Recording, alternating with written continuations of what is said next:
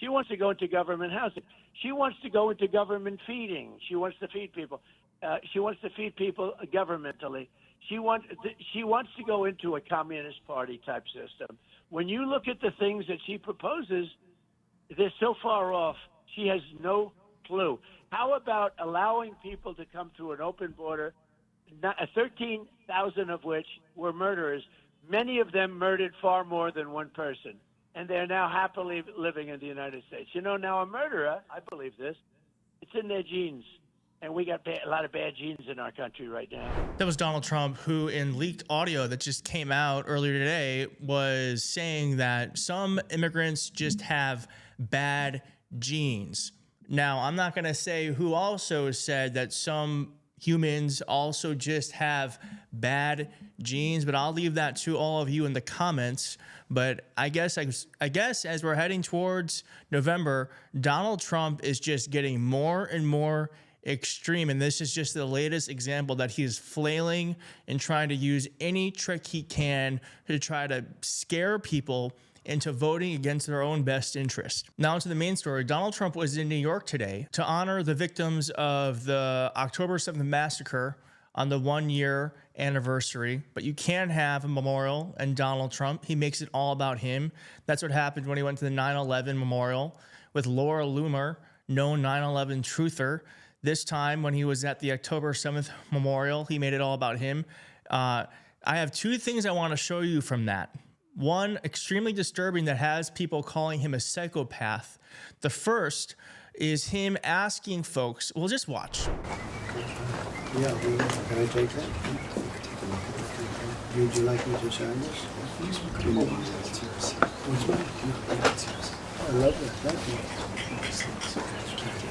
So he's at the solemn event in New York to honor victims of a horrible massacre, really Israel's 9/11, and Donald Trump, unprompted, asked those rabbis if they want him to sign his Torah, because the only way he knows how to relate with anyone is to make it about him. And the only thing he can imagine anyone would ever want from him isn't sympathy, isn't how you doing, isn't how is today for you, or I'm so sorry that this is such a bad day, or today's going to be, hopefully today's better tomorrow, or whatever. Some sort of empathy. He is incapable of it. No, it's, do you want me to sign your Torah? Would you like me to sign this? You even can see on the guy's face, he's like, what? Is he really asking us that? But it didn't end there. Donald Trump had an even worse moment that really showed his derangement, and I think psychopathy, which is being said on the internet. And I'm going to show you that right now. And what's even more interesting about this photo isn't necessarily the photo itself, but who posted it, because I don't think they realized how bad it was.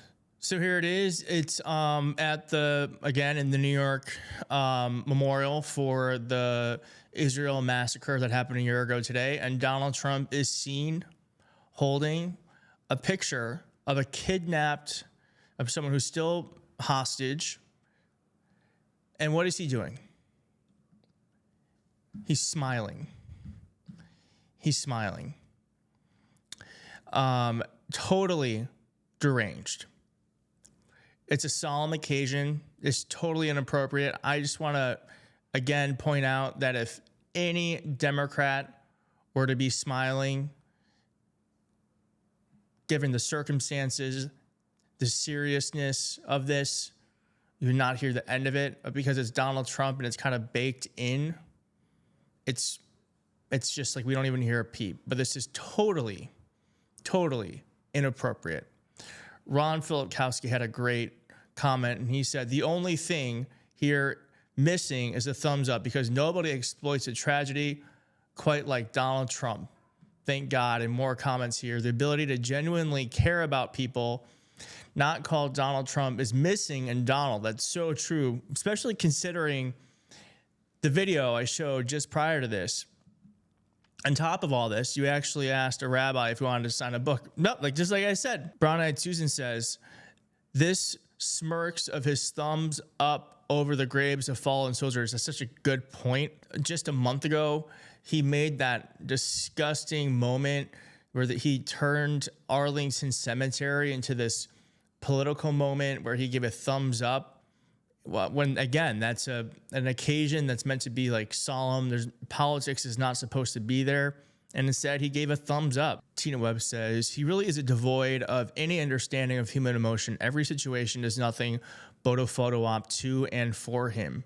So true. And if you think about, if you saw my video from either, I think it was yesterday, a couple of days ago, the difference between him and Kamala Harris, who went to North Carolina and worked with the volunteers and the staff and FEMA who were helping victims of the hurricane disaster, and just the difference between her leadership and whatever this disgusting behavior is could not be more stark, in my opinion.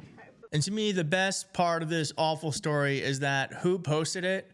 Ben Shapiro. If you don't know Ben Shapiro, he's a right-wing commentator, very similar. I don't even know who's on our side that would be similar to him, but he's a right-wing commentator slash, I don't know, would you call him a grifter? Maybe he's I don't know, he's a grifter.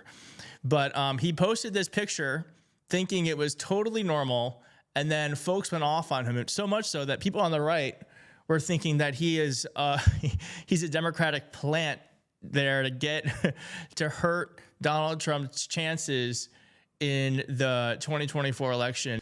So Kamala Harris is on 60 Minutes right now. I'm going to watch it down and then do something on that, and I will see you in just a bit. And by the way, if you are commenting on my appearance, yes, I am tired. It is 29 days until the election.